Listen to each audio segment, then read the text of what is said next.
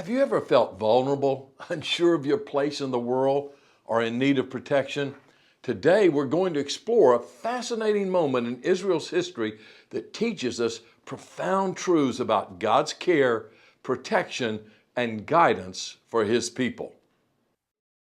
Our key truth today is this: God desires to dwell at the center of His people's lives, providing protection, guidance, and purpose to those who make Him their refuge. We're diving into passages from Numbers, Leviticus, and Psalm 91 that describes the organization of Israel's camp, the counting of the people, and the incredible promises of God's protection. These events occur as the Israelites prepare to leave Mount Sinai to journey towards the Promised Land. Let's start with the census in Numbers 1. God commands Moses to count all the men of fighting age, 20 years and older. The total comes to 603,550 men. This wasn't just about numbers, it was about identity and purpose. Each person was counted, showing that every individual mattered to God. But here's where it really gets interesting.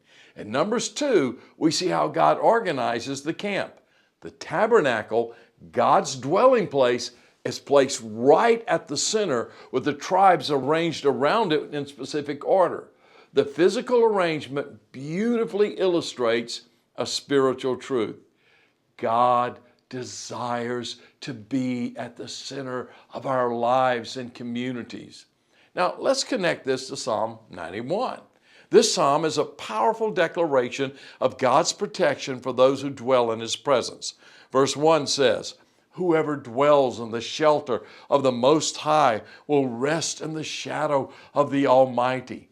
The arrangement of Israel's camp is a physical picture of this spiritual reality. Just as the Israelites camped around the tabernacle, we're called to center our lives in God.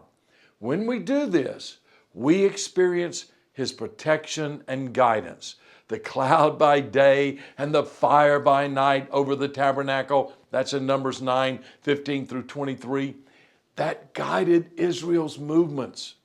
Similarly, when we keep God at the center, He guides our steps.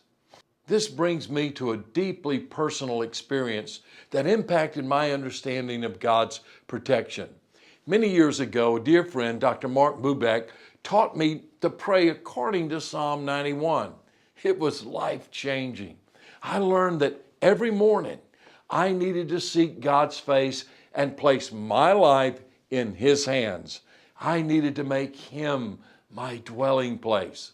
Over the years, I faced numerous dangerous situations while preaching the gospel around the world. I've had guns put to my head, knives placed in my throat, and received many threats. Through all these experiences, I've claimed the promises in Psalm 91. Verse 4 says, "He will cover you with His feathers, and under His wings you will find refuge." I've experienced this protection firsthand. So what can we learn from all this? Here are some key takeaways. First, you matter to God. Just as He counted every Israelite, He knows and values you individually. God desires to be at the center of your life. Is He the core of your life? When God is at the center, He provides protection and guidance. Like the cloud and fire for Israel, He wants to lead you daily. Also, making God your dwelling place is a daily choice.